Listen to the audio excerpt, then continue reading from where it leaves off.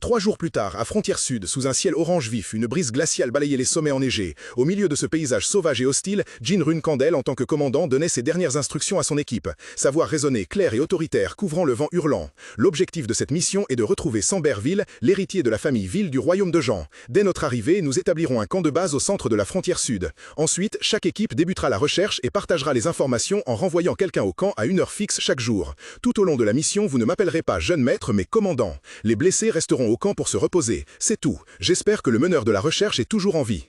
Alors que l'équipe s'enfonçait dans la forêt de bouleaux dénudés, la neige tombait de plus en plus fort. Un membre de l'équipe, un jeune homme blond nommé Bellop, s'avança en hâte pour rapporter. « Commandant, Eddington a aperçu un homme bête de la tribu des Quedos. » Jean fut brièvement surpris, puis analysa rapidement. La tribu des Quedos.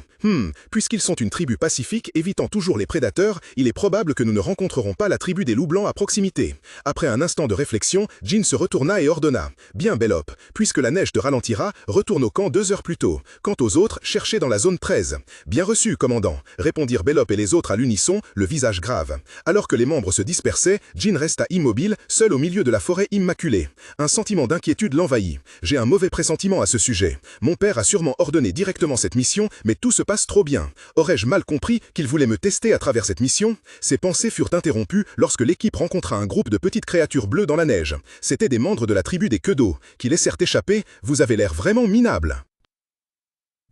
Une petite créature bleue au visage triste tendit un poisson grillé à Jean. « Tu as l'air fatigué, mange, c'est un cadeau pour toi. » Jean répondit doucement. « Oui, merci, je te revaudrai ça la prochaine fois. » Au milieu des bouleaux élancés, il ouvrit la carte et l'examina, le regard pensif. Il pensa, au-delà de la zone 13 se trouve le territoire des bêtes. Les apprentis de bas niveau ne seront pas de taille. Pas besoin de se forcer pour obtenir des résultats. Je vais passer les 3 prochains jours à reconfirmer toutes les zones déjà explorées. Alors que Jean s'apprêtait à partir, un cri perçant retentit derrière lui, brisant le silence. « Jeune maître !» Bellop Smith accourut, le souffle haletant dans l'air froid. « Jeune maître Jean !» Jean se retourna calmement. « Qu'y a-t-il, Bellop ?» Bellop balbutia, le visage clairement paniqué. « L'escouade 2 a été prise en embuscade !» Le calme de Jean disparut immédiatement, remplacé par de la détermination et de l'autorité. Il ordonna « Toutes les forces, préparez-vous à partir. Bellop, quelle est la situation ?» Bellop rapporta rapidement. L'escouade 2 a dû se disperser pour éviter l'ennemi. Une personne a réussi à s'échapper, retournant à la base pour donner l'alerte. Jean fronça les sourcils. Ce sont les bêtes qui les ont attaqués ? Non, répondit Bellop, la voix encore tremblante. Ils ont été pris en embuscade par des humains, et 3 individus ont été identifiés. Oser attaquer Runkandel avec seulement 3 personnes. Jean l'interrompit, le regard perçant. Impossible, ils ont sûrement plus de monde. Il se tourna et appela fort. Eddington, David! Lorsque les 2 hommes apparurent, Jean donna des instructions claires. Retournez au camp pour protéger les environs. Interdiction stricte de vous engager avec l'ennemi si vous les détectez. Assurez-vous de signaler immédiatement. C'est la priorité absolue. Oui, monsieur, répondirent-ils à l'unisson. Alors que leur silhouette disparaissait parmi les troncs de bouleaux, Jean regarda la nuit tomber, l'esprit troublé. Il y avait trop de suspects pour l'embuscade. Dans un paysage enneigé et glacial, Jean Runkandel et Bellop Smith filaient à toute vitesse, leur cap flottant au vent. Glissant le long des bouleaux décharnés, Jean ne put s'empêcher de réfléchir. Quel est leur but? Pourquoi ciblent-ils la 2e escouade au lieu de ma première escouade?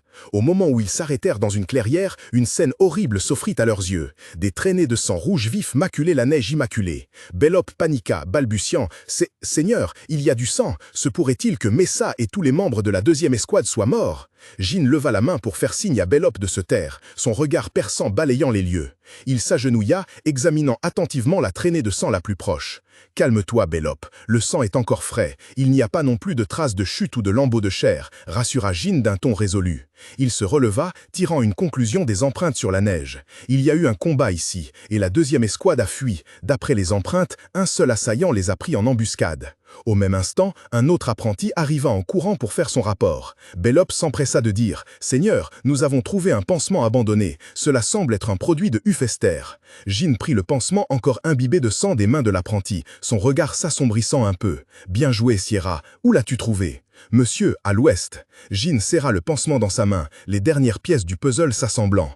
Il visualisa toute la scène. Donc, pendant qu'il portait les premiers secours aux blessés après la première embuscade, ils ont été attaqués par quelqu'un d'autre et ont dû fuir vers l'ouest.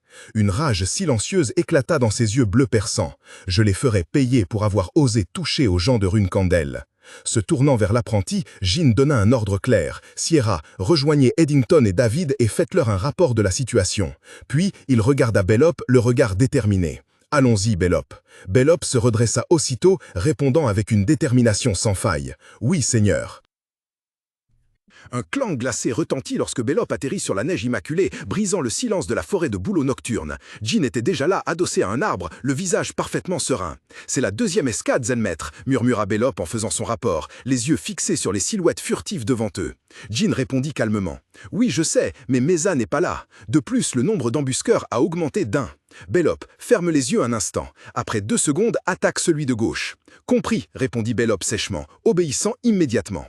Dans ce court instant, Jin se concentra sur le poignard dans sa main. Il se rappela les enseignements de Murakan sur l'énergie noire. Une aura sombre et mystique commença à s'accumuler, s'enroulant autour de la lame. La propriété de l'énergie noire, la netteté et la puissance destructrice de l'objet qu'elle enveloppe augmentent et elle atténue aussi la présence de l'objet lui-même. Dès que cette pensée se termina, le poignard dans la main de Jin brilla d'une lumière aveuglante, puis disparut quand il le lança. Presque immédiatement, l'un des embusqueurs hurla de douleur, son bras blindé transpercé par le poignard. 2 secondes s'étaient écoulées, exactement. Au même instant, Bellop ouvrit grand les yeux, son corps déjà en position. Son épée irradiait une aura bleue éclatante alors qu'il la brandissait avec force. L'autre embusqueur, stupéfait de voir le poignard de Jin apparaître soudainement et se ficher dans l'arbre juste à côté de lui, eut juste le temps de crier d'horreur. « Qu'est-ce que c'est que ça ?»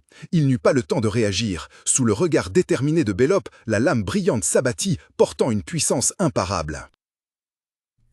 Les épées sifflaient dans l'air, des éclairs fulgurants s'entrechoquant avec fracas. Au milieu de l'encerclement ennemi, Bellop Schmitz s'efforçait de repousser une attaque furieuse de l'assassin masqué, la force de l'impact les faisant reculer tous deux. Soudain, un coup d'épée tranchant, imprégné d'une aura sombre et froide, traversa l'air, et du sang frais jaillit sur le sol gelé. Un cri déchirant transperça le chaos. L'assassin masqué s'effondra au sol, serrant son bras gravement blessé, son corps tremblant de douleur. Se tenant fièrement au-dessus de lui se trouvait Jin Runkandel, son épée encore tachée de sang, le visage glacial. Il se tourna vers les autres apprentis chevaliers et demanda d'une voix claire « Tout le monde va bien ?» L'un des survivants répondit précipitamment, d'une voix mêlant soulagement et honte « Jeune maître, nous allons bien, mais Messar a été capturé. Nous sommes inutiles, veuillez nous punir. » « Ce n'est rien, » les rassura calmement Jin. « Priorisez vos soins d'abord. » Pendant ce temps, l'ennemi vaincu au sol grinçait des dents, essayant de contenir sa douleur. Il leva les yeux vers Jin, le regard rempli de désespoir et de peur, chuchotant avec difficulté « Pitié !»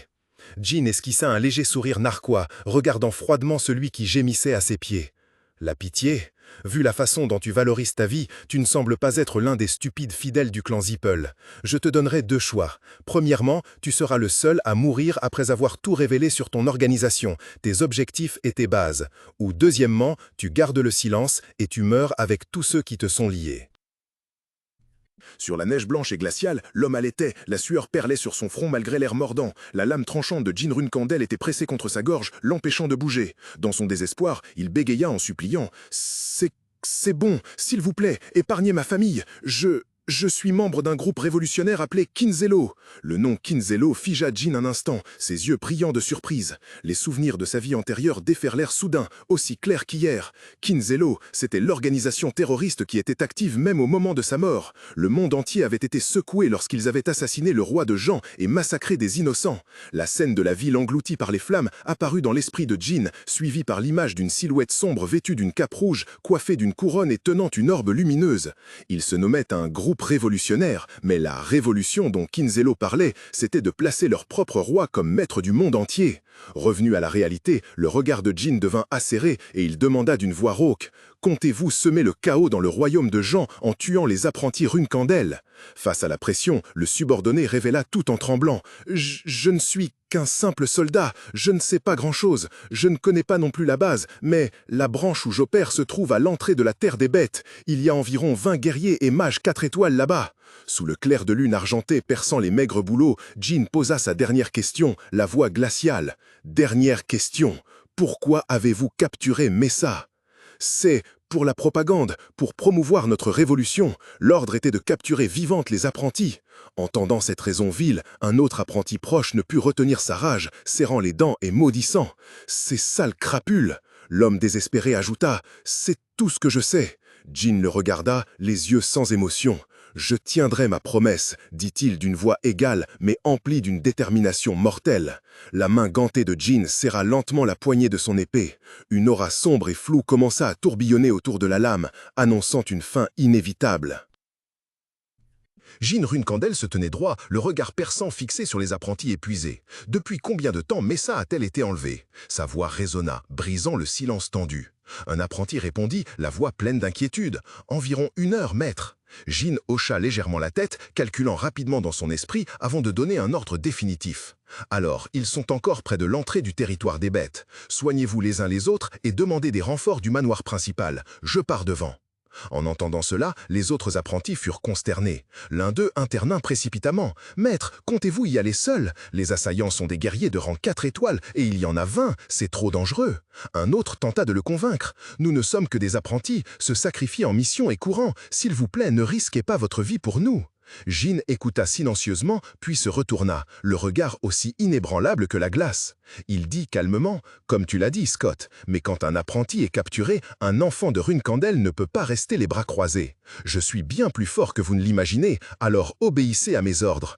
Toute nouvelle opposition sera considérée comme de la désobéissance. » Son regard s'arrêta ensuite sur Bellop, qui soutenait un camarade blessé.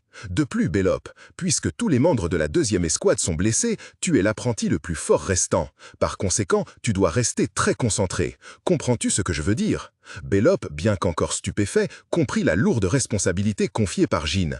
Il s'inclina, répondant solennellement « Je m'en souviendrai, maître. » Avec un léger bruit, la silhouette de Jin s'élança, disparaissant dans la nuit glaciale de la forêt enneigée.